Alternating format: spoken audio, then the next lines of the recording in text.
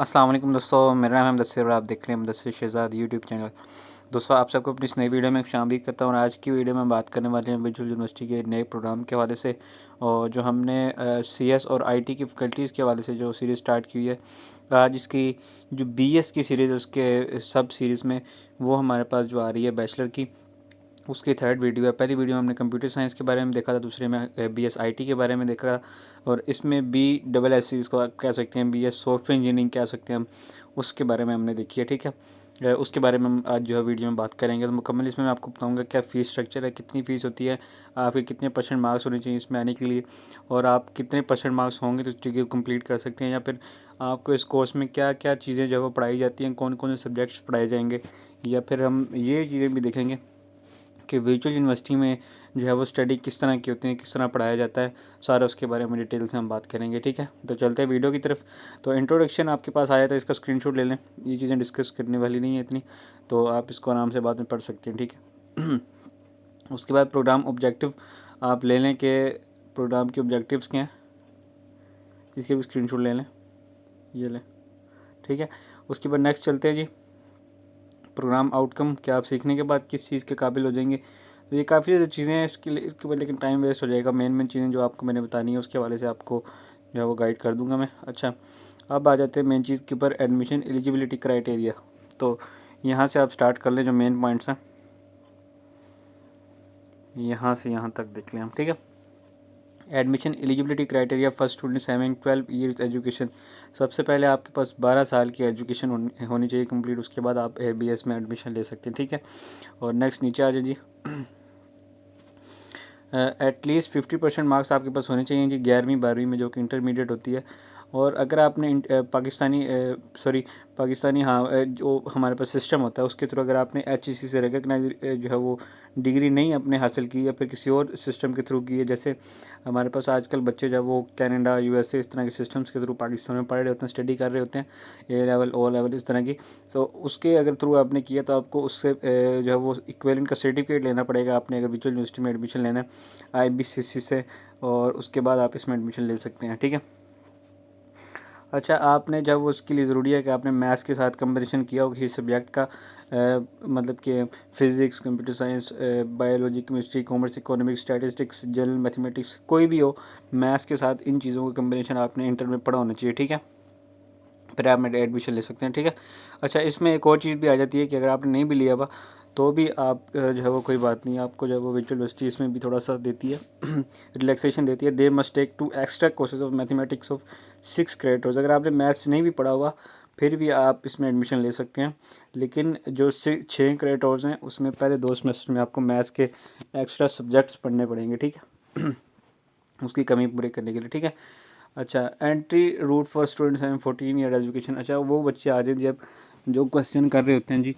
14 year की education मेरी होगी है तो मैं कैसे इसमें एडमिशन ले सकता हूँ बीएस में सॉफ्टवेयर इंजीनियरिंग में। ठीक है, तो इसमें आपके लिए ज़रूरी है जी 45% मार्क्स आपके होने चाहिए, जो कि हमारे पास है 14 ईयर एजुकेशन में। ठीक है, एचईसी रिकग्नाइज यूनिवर्सिटी या फिर किसी भी इंस्टीट्यूट से आपको करनी पड़ेगी।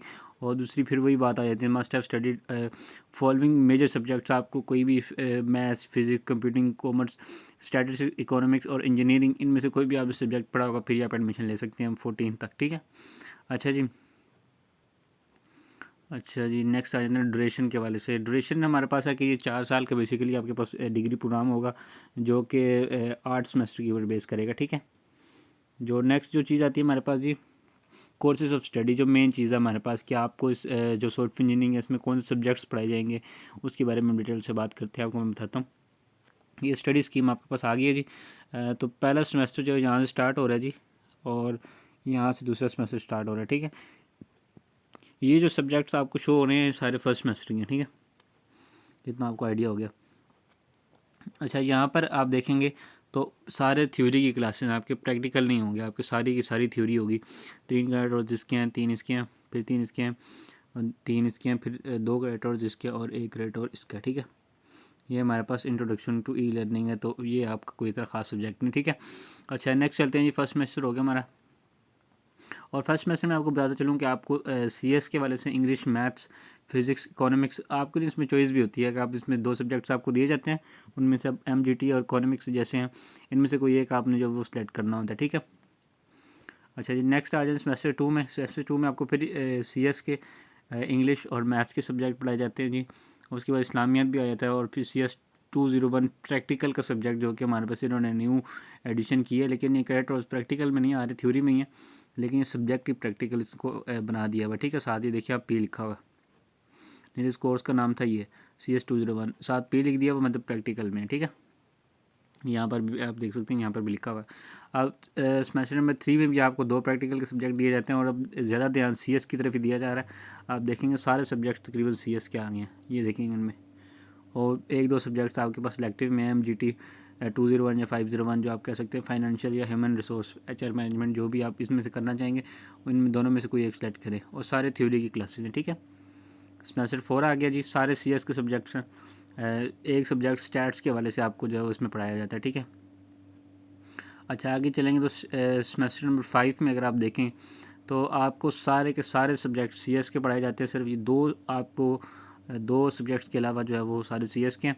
इन 2 सब्जेक्ट्स में आपको कम्युनिकेशन स्किल पढ़ाई जाती है जी, और उसके बाद ऑपरेशन रिसर्च आपको पढ़ाई जाती है मैथ 601 में, ठीक है। सेमेस्टर नंबर 6 में अगर आप आएंगे तो एक प्रैक्टिकल का सब्जेक्ट आपको इसमें एडिशन की गई है, जो कि हमारे पास CS 603 है, software architecture and design.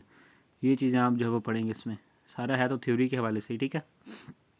Semester number 7 में आपको जी प्रोजेक्ट एक दिया जाता है जी, CS 619, ठीक है, फाइनल प्रोजेक्ट। 7 सेमेस्टर और 8 सेमेस्टर, लास्ट के तो 2 सेमेस्टर होते हैं, उनमें आपको ये प्रोजेक्ट कंप्लीट करना होता है। इसके बगैर आपको डिग्री जो नहीं मिलती जब तक आप प्रोग्राम ये से सब जो है प्रोजेक्ट कंप्लीट नहीं करते, ठीक है।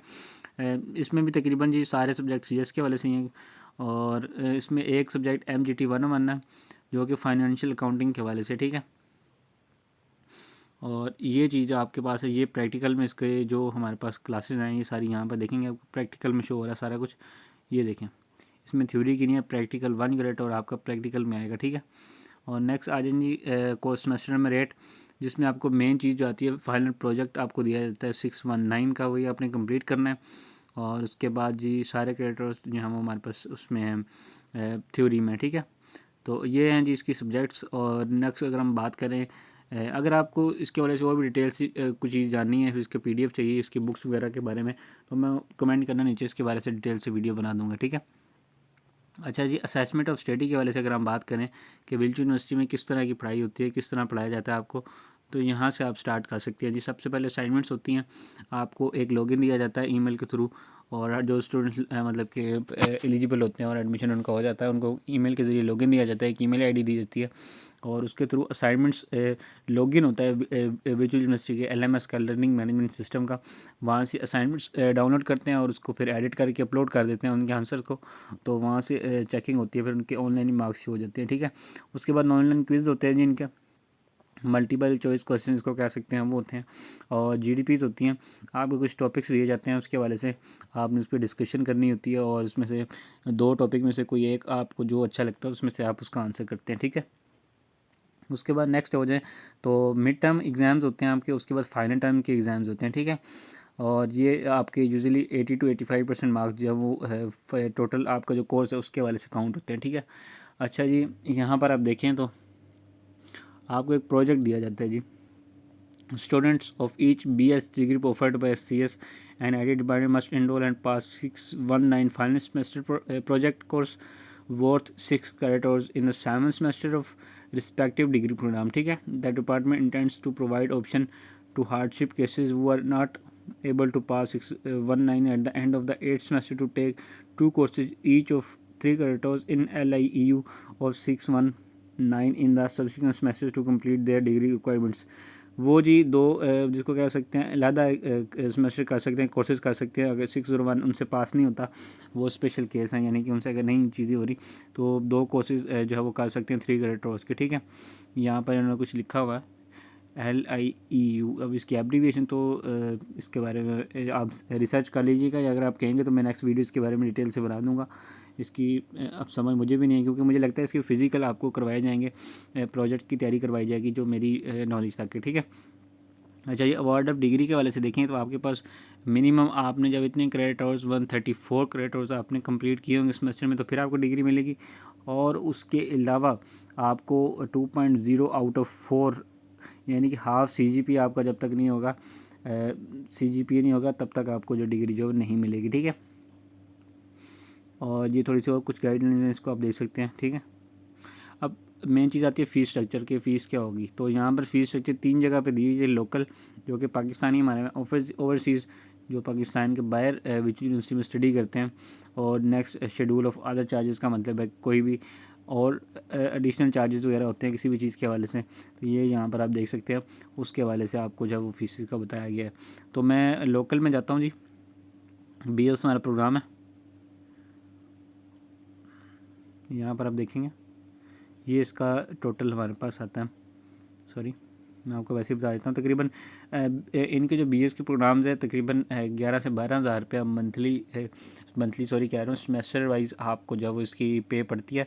यानी कि अगर आप BS प्रोग्राम करें, सॉफ्टवेयर इंजीनियरिंग करते हैं, आपको 6 मंथ का तकरीबन 12 हज़ार रुपये देना पड़ेगा हर सेमेस्टर के बाद। और तकरीबन मंथली अगर 18 से 2 हज़ार रुपये अगर आप लगाएं तो इतना ही बनता है।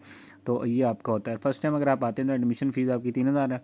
2500 रुपये रजिस्ट्रेशन फ़ीस है जो कि एक ही टाइम ली जाती है, और एडमिशन फ़ीस भी एक टाइम ली जाती है। उसके बाद सिक्योरिटी फ़ीस है जो 1 टाइम ली जाती है और रिफंडेबल होती है। ठीक है, 500 आपकी जो प्रोस्पेक्टस आपको मिलते हैं एडमिशन जब आप करते हैं तो वो हैं जी।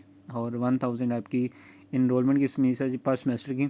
ट्यूशन फ़ीस 750 रुपये, और 2000 रुपये की कैलकुलेशन फ़ीस है जो कि एक दफ़ा जो है वो लाजमी ही देनी है। ठीक है, तो ये चीज़ें जी हैं इसकी हैं। उसके बाद डिस्क्लेमर कुछ दिया हुआ है, इसको आप देख सकते हैं। यूनिवर्सिटी कुछ भी चेंज करना चाहे तो उसमें कर सकती है। ठीक है, तो ये इस तरह की चीज़ें लिखी हुई हैं।